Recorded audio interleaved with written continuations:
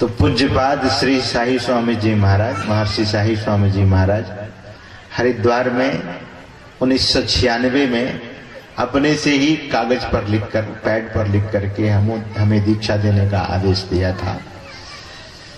तो पहली दीक्षा समस्तीपुर के एक ब्राह्मण थे जो ऋषिकेश में रहते थे उनको, और दूसरी दीक्षा फ्रांस के एक इंजीनियर थे जो संत मत को समझा तो दीक्षा की मांग की थी, उनको हमने दीक्षा दिया और उनको कहा कि भीतर में साधक को गुरुमूर्ति का दर्शन होता है, अंदर में साधक को बिंदु दिखाई देता है, 5 रंग दिखाई देता है, बिजली चमकती है, भीतर में प्रकाश दिखता है, भीतर में तारा दिखता है, भीतर में चंद्रमा दिखता है, भीतर में सूर्य दिखता है। इतना ही नहीं, ब्रह्मा का लोक, विष्णु का लोक, रुद्रलोक, शिवलोक, महलोक, जनलोक, तपलोक, सत्यलोक, लोकांतरों का दर्शन होता है। तो बड़ा हैरान हुआ वह, ये सब दिखता है महाराज। हमने कहा कि हाँ, संतवाणी प्रमाण है और साधक लोग जो साधना करते हैं उनको यह सब दिखता है। गुरु महाराज के वचन में, खोज करो अंतर उजियारी, दृष्टिवान कोई देखा है। गुरु भेदी का चरण सेव कर, भेद भक्त पा लेता है। निस्दिन सुरत अधर पर कर कर, अंधकार फट जाता है। जो नित्य अपना सुरत, अपना ख्याल अधर पर रखता है, उसके भीतर से अंधकार का नाश हो जाता है, अंधकार फट जाता है। अंधकार फट जाता है, पीली नीली लाल सफेदी स्याही सन्मुख आता है। छट छट छट छट बिजली छटके, भोर का तार दिखाता है। चंदा उगत उदय हो, रवि हो, धूर शब्द मिल जाता है। गुरु सदगुरु के चरण अधीनन, अगम भेद यह पाता है। ये गुरु महाराज की अनुभव सिद्ध वाणी है। इसी तरह से कई वाणी है। भाई योग हृदय वृत्त केंद्र बिंदु, जो चमचम चमके ना, नजर जोड़ी तकी धसे ताही में, धुनि सुनी पावे ना।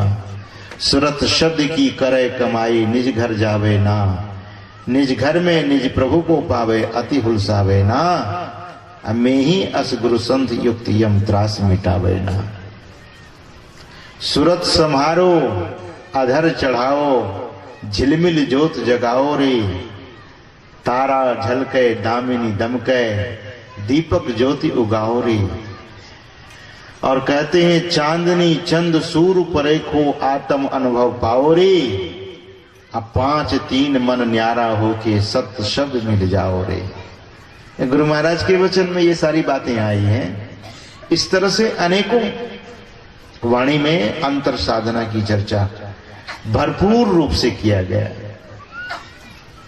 तो उस इंजीनियर को हमने कहा कि ये सब भीतर में दिखता है, तो वह उनको दीक्षा लेने की बात जब मन में आई और दीक्षा लिया, और दीक्षा लेने के बाद साधना किया, तो फ्रांस से ही उसने एक चिट्ठी लिखी हमें कि आपने जैसा जैसा कहा था वैसा ही वैसा मुझे हो रहा है।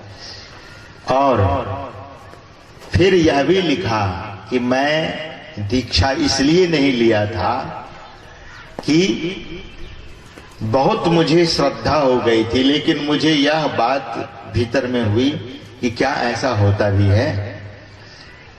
लेकिन महाराज, आज गुरु महाराज की बड़ी महती कृपा हुई। आपका सानिध्य प्राप्त करने के बाद मुझे यह लाभ मिला है।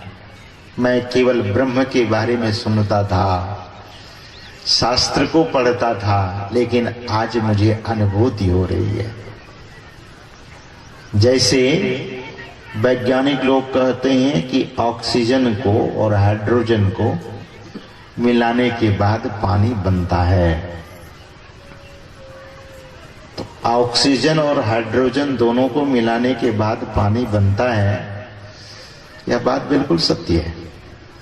उसी तरह से हम आप अपने दोनों दृष्टि की धारों को एक करना अगर जानते हैं, तो दृष्टि की दोनों धार जैसे ही जिस समय मिलेगी, जिस दिन मिलेगी, जिस क्षण में मिलेगी, उसी क्षण भीतर में प्रकाश हो जाता है। यह संतों का अनुभव सिद्ध वाणी है। आज जो हम आप लोग पाठ में सुन रहे थे, गुरु हरि चरण में प्रीत हो युग काल क्या करे। युग और काल, युग का भी प्रभाव नहीं। लोग कहते हैं कलयुग है महाराज, कैसे करेंगे, समय साल काल बड़ा खराब हो गया, अब ध्यान क्या करेंगे। देखते हैं सत्संग में अगर बैठते हैं तो सत्संग को आनंद मन से सुनिए। अगर आप अच्छी तरह से सुनेंगे, जिस आदमी बीमार जो पड़ता है, बोलिए श्री सद्गुरु, ध्यान से सुनिए। कुछ लोग बात में लग जाते हैं, बात तो जीवन भर आपका है, जीवन भर बात करते रहिएगा, थोड़ी देर सुन लीजिए। कहते हैं डॉक्टर के पास रोगी जाता है, वह डॉक्टर कैसे बना है, सुना। किसकी सुना? बोले डॉक्टरों की सुना तो वह डॉक्टर बना है। कोई पैसे वाले इंजीनियर के पास जाता है और कहता है कि मैं मकान बढ़िया बनाना चाहता हूं, नक्शा बना दीजिए, तो आखिर वह इंजीनियर कैसे बना है? किसी दूसरे इंजीनियरों की बातों को सुनकर इंजीनियर बना है। हम अगर उस परमात्मा के धाम में जाना चाहते हैं तो संतों की वाणी को सुनिए। संत महापुरुषों की वाणी को आप सुनेंगे और श्रद्धा से सुनेंगे तो भगवान कृष्ण कहते हैं कि श्रद्धावान लभते ज्ञानम, श्रद्धावान को ज्ञान हो जाता है। जिनको श्रद्धा नहीं है, अगर श्रद्धा नहीं है और बिना श्रद्धा से सुनते हैं तो वह बात सिर के ऊपर से निकलेगी। बात तो आप तक जा रही है कि शब्द जा सिर के ऊपर से, वो भीतर ही नहीं जाती। इसलिए महापुरुष कहते हैं कि श्रद्धा से सत्संग को सुनना चाहिए। और अभी हम आप लोग सुन रहे थे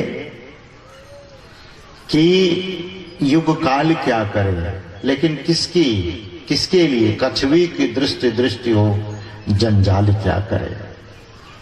वही गुरु नानक देव जी महाराज कहते हैं कि एक दृष्टि करी संसरी जाने, जोगी कहिए सोई।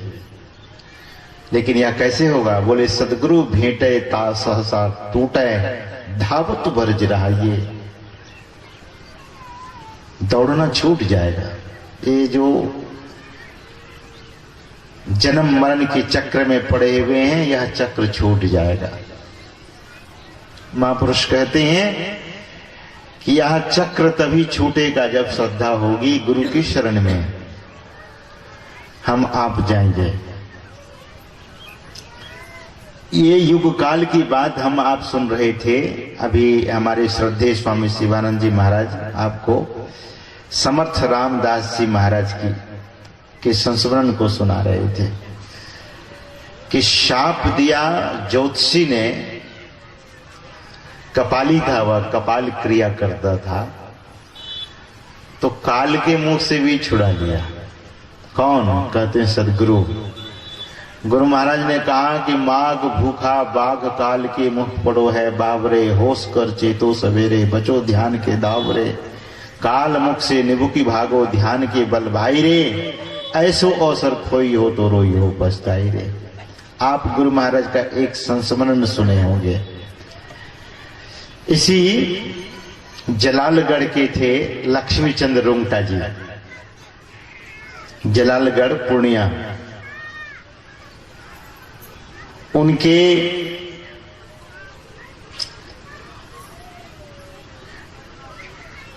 पुत्र वधू को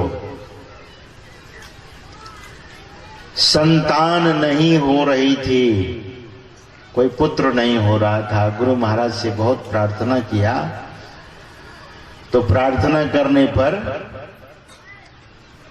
उनके पुत्र वधू को संतान हुई समय पाकर के।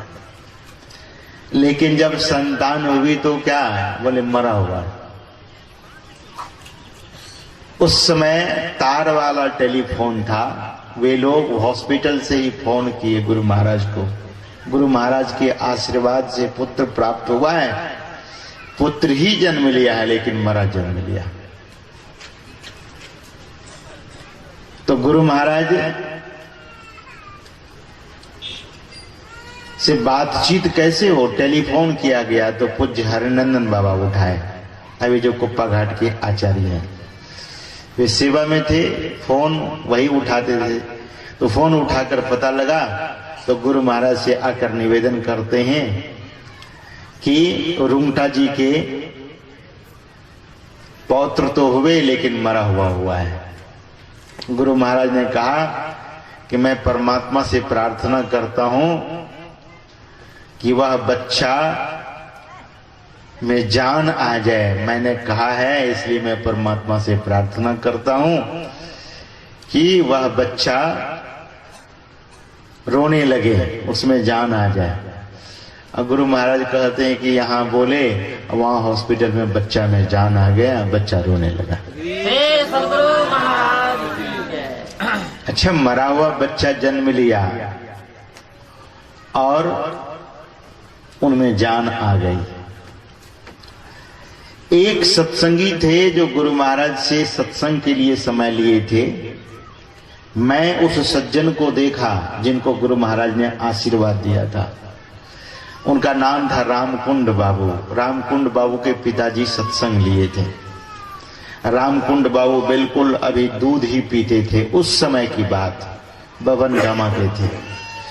गुरु महाराज से सत्संग मांगने गए, गरीब आदमी थे। गुरु महाराज ने कहा कि ठीक है, सत्संग मैं आपको दूंगा, लेकिन जिस समय आप मांगते हैं उस समय नहीं, मेरे पास यह समय खाली है, अमुक समय में आपको सत्संग मिलेगा। उन्होंने कहा कि सरकार, जब आप पधारिए तभी वह दिन शुभ घड़ी होगा, जब आप आएंगे वह घड़ी धन्य होगा हमारे लिए।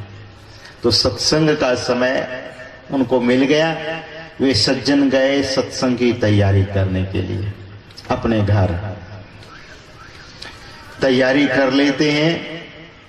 लोगों से जाकर कहते हैं कि हमारे यहाँ महर्षि में ही परमहंस जी महाराज, मेरे सदगुरु महाराज पधारने जा रहे हैं। तो जैसे कल सत्संग होने वाला है तो आज सबको जा जाकर कहते हैं। लोगों ने कहा, कुछ लोगों ने कहा कि इतने बड़े महापुरुष आपके यहाँ आएंगे? वे तो जहाँ जाते हैं लाखों की भीड़ होती है, बहुत बड़ी व्यवस्था होती है, और आपके दरवाजे पर भी आएंगे? उन्होंने कहा कि हाँ, गुरु महाराज अपने श्रीमुख से बोले हैं कि मैं आपके यहाँ आऊंगा, सत्संग करने आऊंगा। तो उमंग में अपने दरवाजे पर ही उसने पांडाल लगवाया है। एक दिन पहले ही पांडाल लगाकर खूब सजाया, बड़ी श्रद्धा भक्ति से आंगन, द्वार, घर सब स्वच्छ किया, पूरा पवित्र कर लिया। सदगुरु महाराज हमारे यहाँ आने वाले हैं। और कहते हैं कि जिस दिन सत्संग होने वाला था, जैसे आज सत्संग होने वाला है, तो एक समय का सत्संग उनको दिया गया था अपराह्न बेले का, और सुबह ही तड़के उनके पुत्र की मौत हो गई, पुत्र मर गया। बहुत लोग आए थे कि गुरु महाराज का नाम सुन करके, उनके सगे संबंधी भी आए थे। पुत्र जो मरा, तो पुत्र मरने के समाचार को सुनने के बाद उनकी मां पछड़ पछड़ के गिरने लगी कि मेरे सदगुरु महाराज आज आने वाले हैं और सत्संग रखा है, और इतना बड़ा मेरे घर में अमंगल हो गया, अशुभ हो गया। उनकी मां पछड़ पछड़ के गिर रही थी और यही बोल रही थी, उस बच्चे की माँ को लोगों ने पकड़ा और समझाया। कुछ लोगों ने कहा उस सत्संगी से कि आपके गुरु महाराज कैसे हैं, कि आपके गुरु महाराज आपके यहाँ आने वाले हैं और आपके घर में इतना बड़ा अमंगल हो गया, इतना अशुभ हो गया, आपका पुत्र मर गया, अब क्या कीजिएगा। कुछ लोगों ने कहा कि अब क्या करेंगे, अब ले जाके सत्संग वापस कीजिए, आप अपने गुरु महाराज से कहिए। कोई विरोधी ने कहा ये लोग आदमी को भगवान मानते हैं तभी तो ये दशा होती है इनकी। देखो संत उस में ही दास को ये लोग भगवान कहते हैं। अरे भगवान थे, भगवान आने वाले थे तुम्हारे यहाँ, तो तुम्हारा बेटा क्यों मर गया। विरोधी लोग भी ऐसा बोलने लगे, विरोधियों का स्वर ऊंचा हो गया, बोले यही मौका है हम भी बोल लें। कुछ लोगों ने कहा कि ऐसा मत बोलो, संत संत होते हैं। तो जब गुरु महाराज की कुछ निंदा हुई तो वे सज्जन कान बंद करके चले गए, एक कोने में बैठ गए और कहा कि मैं गुरु महाराज की विरोध में कुछ नहीं सुनना चाहूंगा। अरे तो सत्संग वापस करो। उन्होंने कहा कि सत्संग वापस नहीं करूंगा। कैसा पागल आदमी है, घर में बेटा मरा है और गुरु महाराज आएंगे, सत्संग कैसे करोगे। बोले सत्संग होगा, बेटा मरा तो मरा। बोले सत्संग वापस करो। सत्संग क्यों वापस करें, मेरे जीवन से मेरा बेटा चला गया दुनिया से, लेकिन जीवन से सत्संग नहीं जाने दूंगा। ध्यान से सुनिएगा। उन्होंने कहा कि मेरा बेटा मेरे जीवन से चला गया और अपने जीवन से सत्संग को नहीं जाने दूंगा। बोले क्या करोगे तब। उन्होंने कहा कि गुरु महाराज हमारे यहाँ पधारेंगे, सत्संग करेंगे, सत्संग करने के बाद उनको विदा कर दूंगा। जब गुरु महाराज चले जाएंगे तब अपने बेटा को जाकर फेंक आऊंगा, लेकिन इसके पहले नहीं। क्यों कि मृत तो भले हैं लेकिन उनकी आत्मा तो सत्संग सुन लेगा, इसीलिए बेटा को भी मैं घर में रखूंगा। सत्संग करने के बाद बेटा को फेंकने जाऊंगा, गाड़ने जाऊंगा। लोगों ने कहा कि ये सबसे बड़ा पागल आदमी है, इसको कोई समझा बुझा नहीं सकता है, छोड़ो इसको, जो करना है करने दो। सब लोग हार हुर करके चले गए। समय पर गुरु महाराज पधारते हैं सत्संग करने के लिए। उनके यहाँ मंच लगा हुआ है, लेकिन मायूसी छाई हुई थी, उदास उदास देखा। लेकिन गुरु महाराज के आने की खबर सुन करके बहुत लोग जमा हो गए, स्वाभाविक सी बात थी। गुरु महाराज तो अंतर्यामी महापुरुष थे। बस जैसे बैलगाड़ी पर से उतरे, धड़धड़ाते हुए मंच पर ही बैठ गए। आकर के सिंहासन लगा हुआ था, उस पर आकर बैठ गए। उनके साथ में जो साधु महात्मा थे, पूज्य संत सेवी जी महाराज थे, अन्य महापुरुष लोग थे, हरनंदन बाबा थे, रामलगन बाबा थे, सब लोग आकर के बैठ गए। गुरु महाराज के नीचे सब आकर के बैठ गए। जैसे सब लोग बैठे, गुरु महाराज ने कहा कि सत्संग प्रारंभ कीजिए। पूज्य संत सेवी जी महाराज से बोले कि स्तुति प्रारंभ कीजिए। स्तुति शुरू हो गई। शाम का सत्संग जैसे सब संतन की बड़ी बलिहारी, सब लोग गाने भी लगे, कुछ लोग फुसफुसाने लगे। देखो ये महात्मा लोग बड़ा निर्दयी है, घर में बेटा मरा हुआ, ये लोग सत्संग शुरू कर दिया। सत्संग शुरू हो गया, स्तुति विनती शुरू हुई, फिर पाठ हुआ। पाठ होने के बाद किसी महात्मा को गुरु महाराज ने समय नहीं दिया, माइक अपने पास मंगवा लेते हैं और गुरु महाराज बंदों गुरुपद कंज कृपा सिंधु नर रूप हरि, यही कह करके शुरू करते थे। बंदों गुरुपद कंज कृपा सिंधु नर रूप हरि, महामोह तम पुंज जासु वचन रवि करने करा, प्यारे लोगों करके सत्संग शुरू कर देते हैं। अब 1 घंटा तक। अब विरोधी लोगों ने कहा कि देखो महात्मा कितना प्रवचन में मगन है, बेटा घर में मरा हुआ है, लेकिन ये तो प्रवचन दिए जा रहे हैं, प्रवचन दिए जा रहे हैं, प्रवचन किए जा रहे हैं। गुरु महाराज प्रवचन करने के बाद फिर माइक पूज्य संत सेवी जी महाराज के पास देते हैं। पूज्यपाद महर्षि संत सेवी जी महाराज आरती करने लगे। आरती संग सदगुरु के कीजय, अंतर जोत होत लख लीजय। आरती होने लगी। दमकत कड़क कड़क गुरु धामा, उल्टी अलल तुलसी तन तीजे। ये पहली आरती यहाँ पूरी हो गई। और दूसरी आरती क्या है? आरती तन मंदिर में की जाए। लेकिन अब दूसरी आरती नहीं, पहली आरती भी गुरु महाराज ने इशारा किया, पूज्य संत सेवी जी महाराज को, वहीं पर रुक गए। बस आरती हो गई, पहली आरती। तब गुरु महाराज बिल्कुल नजर उठा करके देखने लगे सबकी तरफ। सन्नाटा, आरती तो पूरी हो गई, अब क्या होगा? सामने ही गृहपति बैठे हुए थे, गुरु महाराज के सामने बहुत श्रद्धा से सत्संग सुन रहे थे। गुरु महाराज ने गृहपति से कहा कि खड़े होइए। उठकर खड़े हो गए हाथ जोड़ करके। गुरु महाराज ने कहा कि आपको सत्संग कराने का मन नहीं था तो सत्संग क्यों कराएं?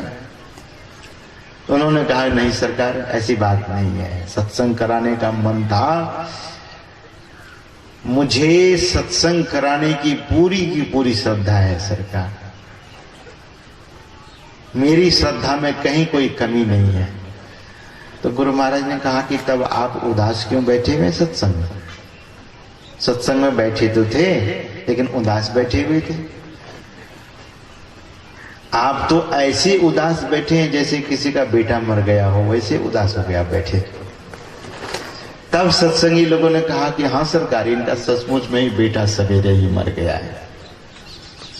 गुरु महाराज ने कहा कि अरे आपका बेटा मर गया? तो वे उनकी आंखों से आंसू गिरने लगे। जो सत्संगी थे, गृहपति थे, जिनका बेटा मरा, गुरु महाराज जब जाने अब ऐसे पूछने लगे तो उनके आंखों से आंसू की झड़ी लग गई। उनको रोते देख करके बहुत लोग भी रोने लगे। गुरु महाराज ने कहा कि शांत होइए। एक फूल उठा लेते हैं हाथ में और कहते हैं कि चलिए आपका बेटा कहाँ मरा हुआ है, जरा मैं देखता हूँ, मैं भी देखना चाहूंगा आपके बेटा को। गए गुरु महाराज खड़ाऊ पहन करके आंगन। जब आंगन में गए, जिस घर में वह बच्चा मरा हुआ था और एक चादर उड़ा दिया गया था, गुरु महाराज वहां जाकर खड़ाऊ पे ही चुकमुक करके बैठे और उस बच्चे को गौर से देखे। उनकी माँ बगल में बैठकर रो रही थी, बहुत रो रही थी। और जब गुरु महाराज गए तो और रोने लगी कि गुरु महाराज आए हैं मेरे पुत्र को देखने के लिए। अब सब लोग भी, कुछ सत्संगी लोग, कुछ विरोधी लोगों ने कहा अरे क्या होगा, फूल लिए हाथ में ले जाकर फूल चढ़ा देंगे, आप बच्चे वाले को संतावना दे देंगे कि चलिए होता ही है, आना जाना सबका लगा रहता है, आपका भी बेटा मर गया, यही बोलेंगे। लेकिन गुरु महाराज उस फूल को ले जाकर बच्चे के मस्तक पर रख देते हैं और उनकी उस बच्चे की माँ घूंघट काढ़ करके रो रही थी। तो गुरु महाराज ने पूछा कि इनकी माँ किधर गई? तो उनकी माँ को लाया गया। उनके माँ से गुरु महाराज कहते हैं कि इस बच्चे को उठाइए और दूध पिलाइए। तो उनकी माँ ने कहा, बच्चे की माँ ने, हे गुरु महाराज यह बच्चा सवेरे मर गया है, अब तो शाम रात्रि होने जा रही है, यह बच्चा मर चुका है, अब यह दूध कैसे पिएगा? लोगों ने कहा कि गुरु महाराज कहते हैं तो इसको उठाइए आप। गुरु महाराज की तो बात मानिए। उस बच्चे की माँ अपने उस बच्चे को उठाती है और रोती है और बच्चे को